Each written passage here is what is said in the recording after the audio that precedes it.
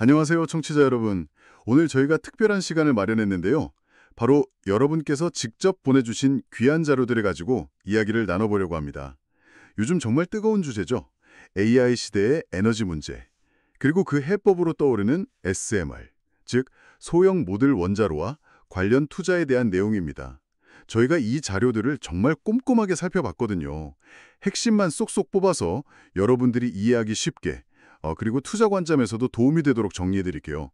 특히 이쪽 주식들 움직임이 진짜 장난 아니었잖아요. 네, 맞습니다. 뭐 예를 들면 OKL로 같은 경우는 진짜 저점 찍고 나서 한 20배 넘게 막 급등하는 구간도 있었고요. 와, 20배요? 네, 그리고 뉴스케일 파워. 네, 거기도 이제 미국 TVA랑 큰 사업 계획 발표하면서 시장에서 확 주목받았었죠. 그러니까요. 그래서 오늘 대체 SMR이 뭐길래 왜 이 AI 시대에 이렇게까지 주목을 받는지, 또 투자자 입장에서는 이걸 어떻게 봐야 할지, 좀 복잡한 기술 얘기는 최대한 빼고 핵심만 명확하게 짚어보겠습니다. 네, 혹시 뭐 AI나 원자력 잘 모르셔도 전혀 걱정 안 하셔도 됩니다. 네, 저희가 최대한 쉽게 설명해 드릴 테니까요. 좋습니다. 그럼 바로 한번 시작해 볼까요? 자, 우선 SMR이 대체 뭔가 이것부터 알아야겠죠? 네네. 보내주신 자료들을 보니까 딱 한마디로 작은 조립식 원전? 이렇게 표현할 수 있겠더라고요. 맞습니다. 아주 정확한 표현입니다. 예전처럼 막 엄청 큰 원자력 발전소를 현장에서 몇 년씩 걸려서 짓는 게 아니고요. 공장에서 표준화된 부품, 그러니까 모듈이라고 부르는데 이걸 미리 만들어요. 아, 공장에서요? 네. 그걸 이제 현장에 가져와서 레고 블록 맞추기식 조립하는 거죠. 아하, 레고처럼. 그러니까 이게 장점이 있겠네요. 그럼요. 일단 건설 기간이 확 짧아지고요. 비용 예측도 훨씬 쉬워지죠. 그리고 또 중요한 게 전기가 많이 필요한 곳, 예를 들면 데이터 센터나 산업단지 바로 옆에 지을 수가 있어요. 오, 수요처 가까이 지을 수 있다. 이것도 큰 장점이네요. 네. 보통 전기 출력이 한 300메가와트, MWE라고 하는데 그 이하인 경우를 SMR로 분류합니다. 300메가와트 이하. 그러니까 거대한 발전소 하나 대신에 필요한 곳에 좀 작은 발전소를 여러 개 짓는 약간 그런 개념으로 보면 될까요? 네, 비슷합니다. 뭐 아주 쉽게 비유하자면 동네마다 있는 지역 난방 보일러. 물론 규모는 비교가 안 되지만 그런 분산형 개념이라고 생각하시면 이해가 좀 쉬우실 거예요. 알겠습니다. 그런데 말이죠. 왜 하필 지금 이 시점, 이 AI 시대에 SMR이 이렇게 주목받는 걸까요? 그게 정말 핵심 질문인데요. 이유는 딱 하나입니다. AI 때문이에요. AI요? 네. 정확히는 AI를 돌리는 데이터 센터가 전기를 어마어마하게 잡아먹기 때문입니다. 그 국제에너지기구 IEA라고 하죠. 거기 자료를 보니까 전 세계 데이터 센터 전력 소비량이 2026년까지 지금보다 2배로 늘어난대요. 2배요? 와, 근데 그게 끝이 아니고요. 2030년에는 거기서 또 거의 2배가 늘어서 약 945 테라와트시, TW, 이 정도까지 될 수 있다고 전망하더라고요. 945 테라와트시. 감이 잘 안 오는데 이게 얼마나 빠른 속도인 거예요? 이게 다른 산업부문 전력 소비 증가율보다 4배 이상 빠른 겁니다. 4배요? 네. 그리고 이 증가의 주된 원인이 바로 AI 작업량, 그러니까 연산량이 폭발적으로 늘어나기 때문이라는 거죠. 잠깐만요. 그럼 요즘 여기저기서 많이 짓는 태양광이나 풍력 같은 거 있잖아요. 그런 재생에너지로는 이 수요를 감당하기가 어려운 건가요? 아, 바로 그게 문제입니다. 재생에너지가 물론 중요하긴 한데 이게 좀 치명적인 단점이 있잖아요. 단점이요? 네, 날씨에 따라 발전량이 너무 들쭉날쭉하다는 거죠. 뭐 해 안 뜨고 바람 안 불면 그냥 발전 못 하는 거니까요. 아, 그렇죠. 안정적이지가 않죠. 그런데 AI 데이터 센터는 어때요? 1년 365일 24시간 단 1초도 멈추면 안 되잖아요. 네, 절대 안 되죠. 그렇죠. 그러니까 이런 중단 없는 전력 공급을 재생에너지만으로는 보장하기가 사실상 불가능에 가깝습니다. 결국에는 뭐 가스 발전 같은 걸 백업으로 돌리거나 아니면 진짜 어마어마한 규모의 에너지 저장 장치 ESS가 필요한데 아, 배터리 같은 거 말씀이시죠? 네. 근데 이게 다 돈이고 시스템이 복잡해지면 요인이 되는 거죠. 그렇군요. 그럼 SMR은 다르다는 건가요? 네, SMR은 날씨랑 상관없이 그냥 꾸준히 안정적으로 전기를 계속 만들 수 있잖아요. 이런 걸 이제 기저부하 전원이라고 하는데 이 역할을 아주 잘할 수 있는 거죠. 아, 기저부하. 항상 필요한 기본적인 전력. 맞습니다. 그리고 또 하나 재밌는 점이 있어요. 원자로에서 전기를 만들 때 열이 발생하잖아요. 네, 그렇죠. 이 열을 그냥 버리는 게 아니라 데이터 센터 냉방에 쓰거나 아니면 주변 지역 난방에 활용하거나 뭐 산업 공정에 필요한 열로 공급하거나 이런 열병합 발전도 가능하다는 겁니다. 와, 전기도 만들고 열도 쓰고 일석이조네요. 그렇죠. 이런 부가가치가 SMR의 경제성을 더 높여주는 또 다른 매력 포인트가 될 수 있는 거죠. 실제로 보니까 그 마이크로소프트나 메타 같은 빅테크 기업들이 이미 움직이고 있더라고요. 이게 되게 중요한 신호 같아요. 아, 맞아요. 정말 발빠르죠. 예를 들어 마이크로소프트 같은 경우는 미국의 큰 원전 회사인 컨스텔레이션 에너지랑 무려 20년짜리 전력 구매 계약, PPA라고 하죠. 이걸 맺었어요. 20년이요? 엄청 기네요. 네.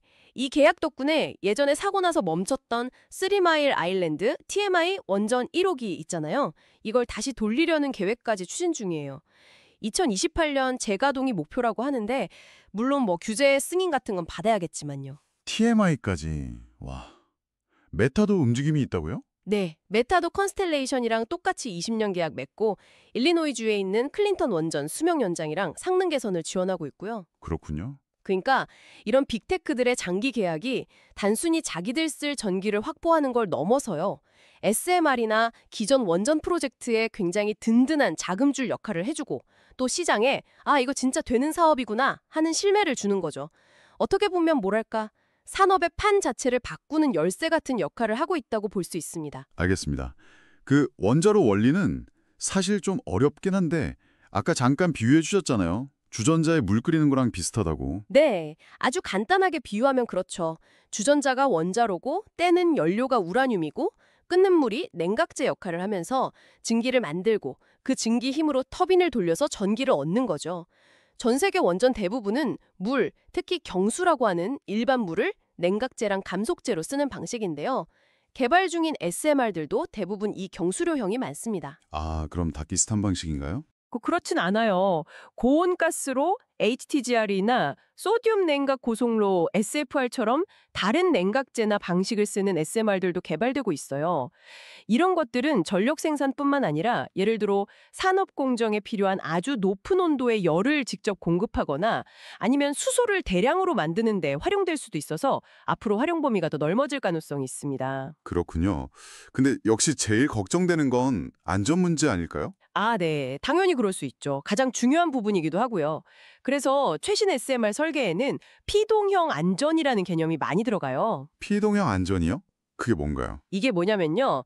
만약에 전기가 딱 끊기거나 사람이 뭔가 실수를 해도 인위적인 조작 없이 그냥 중력이나 물의 자연적인 순환 같은 그런 물리 법칙에 따라서 저절로 원자로가 안전하게 식도록 설계하는 거예요. 와, 사람 없이도 알아서 안전해진다? 그렇죠. 사람의 개입이 없어도 자동으로 안전 상태를 유지하는 거죠.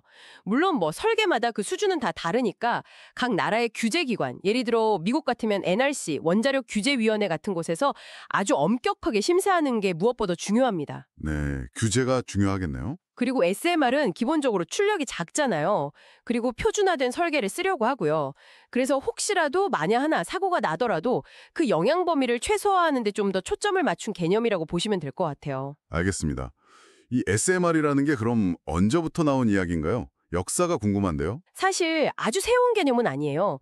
특수한 환경, 예를 들면 잠수함이나 항공모함, 아니면 사람이 가기 힘든 극지방 같은 곳에서는 이미 오래전부터 작은 원자로를 써왔거든요. 아, 군사용으로는 이미 쓰고 있었군요. 네.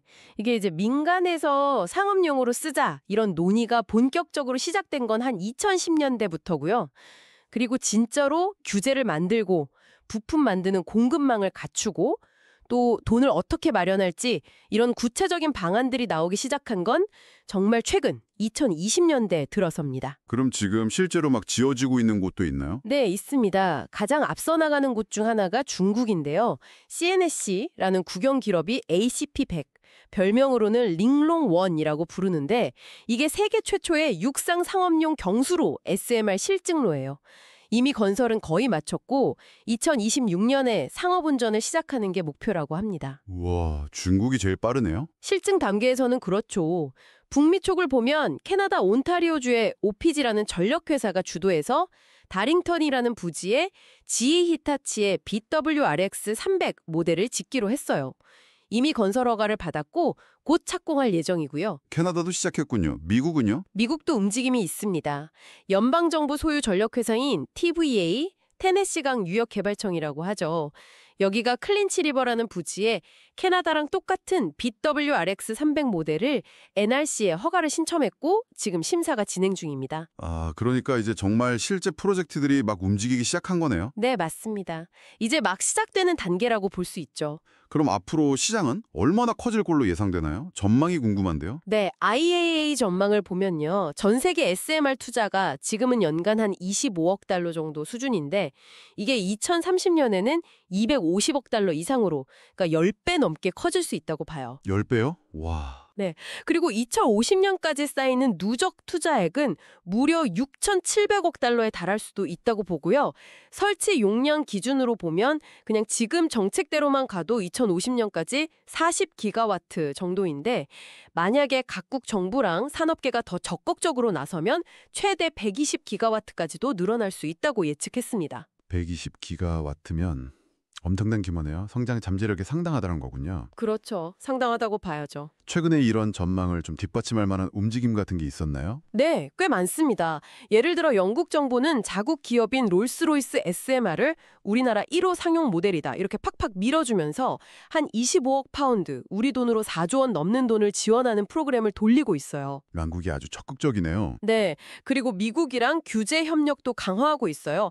서로 안전 기준이나 심사 절차를 좀 인정해주면 사업 속도가 빨라질 수 있으니까요. 아, 그런 협력도 중요하겠네요. 유럽에서도 보면 데이터 센터 회사인 데이터포랑 원전 기업 웨스팅하우스가 SMR로 데이터 센터 전기 공급하는 거 한번 검토해보자 하는 양해각서, MOU를 맺기도 했고요. 데이터 센터랑 원전 기업이 직접 손을 잡는군요. 네, 그리고 또 하나 되게 중요한 진전이 있었는데 바로 연료 문제입니다.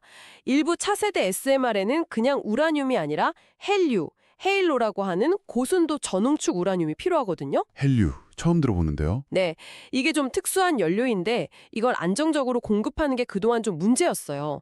그런데 최근에 미국의 센트러스라는 회사가 이 헤일류 연료를 900kg 정도 생산해서 납품까지 완료했다는 소식이 나왔습니다. 오, 그럼 연료 문제도 좀 해결의 실마리가 보이는 건가요? 자, 그렇죠. 그동안 병목 편상이 좀 있었는데 이제 연료 공급망 구축에 청신호가 켜졌다고 볼 수 있죠. 이렇게 뭐랄까 정책 지원, 시장 수요, 기술 개발, 연료 공급망 이런 여러 퍼즐 조각들이 하나둘씩 맞춰지면서 SMR 상용화에 대한 기대감이 점점 커지고 있는 그런 상황입니다. 자, 그럼 이 시장을 이끌어가는 선수들, 주요 플레이어들은 누구인지 좀 정리해볼까요? 네, 좋습니다. 일단 북미 시장을 보면 GE 히타치가 상당히 앞서 나가고 있어요. BWRX 300이라는 모델로 아까 말씀드린 캐나다 다링턴 프로젝트랑 미국 TVA 클린치리버 프로젝트를 따냈거든요. GE 히타치, 거기가 제일 빠른 거군요, 북미에서는. 현재로서는 그렇죠. 그 다음으로 웨스팅하우스가 있는데 여기는 AP300이라는 모델로 특히 유럽 데이터 센터 시장을 좀 노리고 있는 것 같고요. 유럽은 웨스팅하우스, 영국은 아까 롤스로이스라고 하셨죠? 맞습니다. 영국은 자국 기업인 롤스로이스 SMR을 정부가 아주 강력하게 밀어주고 있습니다. 여기는 좀 더 큰 470메가와트급 모델을 개발하고 있고요. 뉴스케일 파워도 있었잖아요. 거기는 어떤가요? 뉴스케일, VOYGR이라는 모델을 가지고 있는데 최근에 TBA랑 다른 기업들이랑 같이 최대 6기가와트 규모로 배치하는 프로그램을 하겠다고 발표하면서 다시 한번 시장의 주목을 받았죠. 6기가와트면 엄청난데요. 그렇죠. 규모가 상당하죠. 그리고 아까 말씀드린 중국의 CNNC, 여기는 ACP100, 링농1 실증로를 통해서 실제 건설하고 운영하는 경험 면에서는 지금 가장 앞서 있다고 평가받습니다. 역시 중국이 건설 경험은 빠르군요. 네, 그 외에도 고온가스로 기술을 가진 엑스에너지나 홀텍 같은 회사도 있고요. 빌 게이츠가 세운 테라파워도 있고 또 원자력 부품이랑 국방 쪽에 강점이 있는 BWXT 같은 기업들도 있고 정말 다양한 기술을 가진 여러 회사들이 경쟁하는 그런 구도입니다. 정말 많은 기업들이 뛰어들고 있네요. 국가별로 좀 강점을 정리해 볼 수도 있을까요? 네, 한번 해보죠. 일단 캐나다는 OPG 같은 공기업이 주도하고 규제기관인 CNSC가 좀 일관성 있게 SMR 도입을 추진하는 게 강점인 것 같아요. 캐나다는 공기업 주도와 규제 일관성. 미국은 역시 TBA나 NRC 같은 기관의 역할이 크고 HALU 연료 생산을 시작했다는 점, 그리고 무엇보다 마이크로소프트나 메타 같은 빅테크 기업들이 PPA를 통해서 금융 지원을 해주는 게 아주 강력한 동력입니다. 미국은 기관 역할, 연료, 빅테크 지원. 영국은 뭐 두말할 필요 없이 롤스로이스 SMR에 대한 국가적인 지원 의지가 아주 확고하고요. 영국은 정부 지원. 중국은 실증 건설 경험을 통해서 기술력을 쌓고 비용 경쟁력을 확보하는 데 주력하고 있는 모습이고요. 중국은 실증 경험과 비용 경쟁력. 한국은 어떤가요? 한국도 최근에 발표된 장기 에너지 계획에 2038년까지 SMR 1기를 도입하겠다는 내용이 포함됐습니다. 한국도 계획에 포함됐군요. 네, 그리고 EU 같은 경우는 산업연합 같은 걸 만들어서 회원국들끼리 협력하고 규제 좀 간소화하고 이런 노력들을 하고 있습니다. 알겠습니다. 자, 그럼 이제 다시 투자 이야기로 좀 돌아와 볼게요. 처음에 말씀하셨던 오케일로 주가가 막 20배 뛰고 뉴스케일급 급등하고 이런 현상들을 보면서 투자자들은 좀 혼란스러울 수도 있을 것 같아요. 뭘 봐야 할까요? 맞아요. 이게 정말 기대감만으로 주가가 움직이는 경향이 강해서 좀 더 냉정하게 볼 필요가 있습니다. 네, 냉정하게. 예를 들어 오케이올로 같은 경우 마이크로 원자로라는 컨셉 자체는 되게 흥미롭고 AI 전력 수요 기대감도 받아서 주목받았지만 현실적으로 아직 상업화를 위한 규제 승인도 못 받았고 연료는 어떻게 확보할 건지 첫 번째 상용로 FOAK라고 말씀드렸죠. 네. 이 초기 프로젝트는 언제 지을 수 있을지 이런 불확실성이 너무 커요. 그리고 무엇보다 주가 변동성이 정말 극심하다는 게 가장 큰 위험이죠. OKL로는 변동성이 크고 불확실성이 많다. 뉴스케일은 어떤가요? 뉴스케일은 TBA랑 대규모 프로그램 발표한 건 분명 좋은 소식이었지만 사실 그 전에 다른 프로젝트가 비용 문제 때문에 엎어진 적이 있거든요. 아, 그런 일이 있었군요. 네, 그래서 이번에는 정말 비용 효율성을 증명할 수 있을까 하는 시장의 의구심이 여전히 남아있다고 봐야 합니다. 대규모 사업 자금 조달 문제도 있고요. 뉴스케일은 비용 효율성 증명이 관건이다. 롤스로이스는 정부 지원이 든든해 보이는데요. 그렇죠. 영국 정부 지원은 확실히 강점인데 이것도 결국 실제 계약이 체결되고 부지가 확정되고 규제를 통과하는 그런 구체적인 성과가 나와야 주가에 계속 긍정적이겠죠. 그리고 아무래도 정부 지원 사업이다 보니 정치적인 변수에도 좀 영향을 받을 수 있고요. 그렇군요. 그럼 기술을 공급하는 회사들, GE 히타치나 웨스팅하우스는 어떤가요? 이 회사들은 실제 프로젝트를 얼마나 따내고 또 그걸 성공적으로 잘 이행하느냐가 중요하겠죠. 특히 첫 번째 프로젝트 FAK라고 말씀드렸죠. 네. 이 초기 프로젝트의 비용 관리랑 납기 준수가 아주 중요할 겁니다. 초기 프로젝트 성공 여부. HALU 연료 만드는 센트로스는요? 센트로스는 현재 미국에서 유일하게 HALU 상업 생산을 추진하는 곳이라 주목받고 있지만 아무래도 정부 계약에 대한 의존도가 높다는 점, 그리고 앞으로 연료 가격이나 수요가 어떻게 변할지 모른다는 변동성이 리스크 요인입니다. 정부 계약 의존도와 변동성. 그럼 기존의 큰 원전을 운영하는 회사들은 좀 안정적인가요? 컨스텔레이션 같은 곳이요? 네, 상대적으로는 그렇죠. 컨스텔레이션 CAG 같은 회사는 이미 운영 중인 원전이 있고 또 마이크로소프트나 메타 같은 빅테크랑 장기 계약 PPA까지 맺었으니까 사업 모델 자체는 꽤 안정적이라고 볼 수 있습니다. 하지만 그렇다고 리스크가 없는 건 아니에요.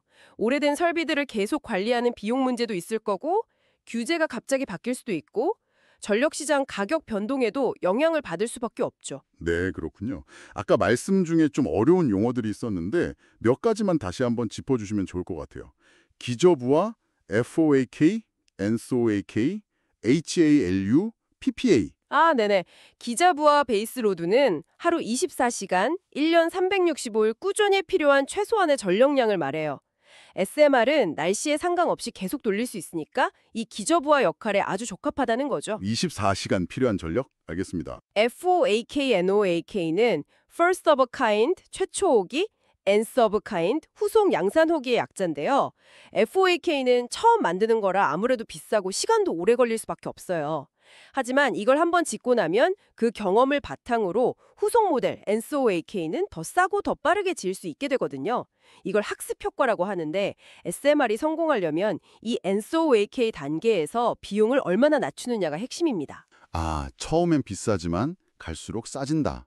중요하네요. 네, HALU는 아까 말씀드린 것처럼 일부 차세대 SMR에 필요한 좀 더 농축된 우라늄 연료예요.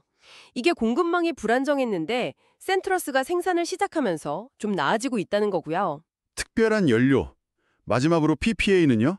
PPA는 장기 전력 구매 계약입니다. 마이크로소프트 같은 큰 회사가 앞으로 20년간 당신네 SMR에서 나오는 전기 우리가 살게요 하고 미리 약속을 해주는 거예요. 이렇게 하면 SMR 프로젝트 입장에선 안정적인 수입이 보장되니까 은행에서 돈 빌리기도 쉬워지고 투자 유치에도 결정적인 역할을 하는 거죠. 어떻게 보면 SMR 프로젝트의 자금줄, 열쇠라고 할 수 있습니다. 아, 미리 사겠다고 약속하는 거군요. 이해됐습니다. 자, 그럼 투자자 입장에서 SMR 산업 전체를 볼 때 공통적으로 좀 조심해야 할 위험 요인들을 정리해보면요. 첫째는 뭐니 해도 규제 및 인허가 지연입니다. 이건 뭐 원자력 사업에서는 항상 따라다니는 문제죠. 규제 지연. 둘째는 초기 투자 비용이 너무 높고 금리 변화에 민감하다는 점이에요. 특히 첫 프로젝트 포크 비용은 예측하기가 정말 어렵고 요즘처럼 금리가 높으면 자금 조달 비용 부담이 엄청 커질 수 있습니다. 초기 비용과 금리. 셋째는 아까 말씀드린 HALU 같은 특수연료 공급망이 아직은 좀 불안정하다는 점, 개선되곤 있지만 장기적으로 정말 안정적일지는 좀 더 지켜봐야 하고요. 연료 공급망. 넷째는 사회적으로 이걸 받아들일 수 있느냐 하는 수용성 문제, 그리고 사용 후 해결료를 어떻게 처리할 거냐 하는 문제. 이건 여전히 논쟁적이고 해결하기 쉽지 않은 과제죠. 사회적 수용성과 폐기물. 마지막 다섯째는 AI 수요 자체가 변할 수도 있다는 가능성이에요. 물론 지금은 폭발적으로 늘어날 걸로 예상되지만 나중에 뭐 기술이 엄청 발전해서 AI 칩 효율이 막 극적으로 좋아진다거나 아니면 우리가 예측한 것만큼 수요가 늘지 않을 수도 있잖아요. 그런 가능성도 염두에 둬야 합니다. AI 수요 변동 가능성까지 위험 요인들도 만만치 않네요. 오늘 저희가 청취자 여러분께서 직접 보내주신 자료들을 가지고 정말 깊이 파고들어 봤습니다. SMR의 부상 배경부터 기술적인 특징, 시장 동향, 주요 기업들, 그리고 투자 관점에서 본 기회와 위험 요인까지 정말 다각도로 짚어봤네요. 확실히 AI가 몰고 온 이 엄청난 에너지 수요에 대응할 아주 유력한 기술로 SMR이 떠오르고 있고 관련 기술 개발이나 정책 지원도 활발한 건 분명한 사실인 것 같습니다. 네, 맞습니다. 하지만 동시에 저희가 살펴본 것처럼 넘어야 할 현실적인 과제들, 예를 들면 규제, 비용, 연료 문제, 또 사회적인 수용성 같은 문제들도 분명히 존재하고요. 그렇죠. 그래서 마지막으로 청취자 여러분께 한번 생각해 볼 만한 질문을 던지면서 마무리를 할까 하는데요. 예, 어떤 질문인가요? 앞으로 이 SMR 산업이 정말 성공적으로 자리를 잡으려면 어떻게 보면 좀 상반되는 두 가지 요구 사이에서 균형을 잘 잡아야 할 것 같아요. 하나는 비용을 낮추기 위해서 가능한 한 모든 걸 똑같이 만드는 표준화고요. 표준화. 다른 하나는 데이터 센터면 데이터 센터, 산업 공정이면 산업 공정, 이렇게 특정 고객들의 다양한 요구에 맞춰주는 맞춤화입니다. 맞춤화, 표준화와 맞춤화. 상반되네요. 그렇죠. 과연 이 두 가지 힘, 표준화와 맞춤화가 앞으로 한 10년 동안 서로 어떻게 작용하면서 이 SMR 시장의 진짜 승자와 패자를 가려내게 될까요? 청취자 여러분께서도 이 질문에 대해서 한번 스스로 답을 찾아보시는 과정이 앞으로 이 산업을 이해하시는 데 아주 큰 도움이 되지 않을까 생각합니다. 네. 표준화와 맞춤화 사이의 균형. 정말 흥미로운 질문입니다. 오늘 저희가 준비한 분석은 여기까지입니다. 네, 들어주셔서 감사합니다. 다음에 더 유익하고 흥미로운 주제로 다시 찾아뵙겠습니다.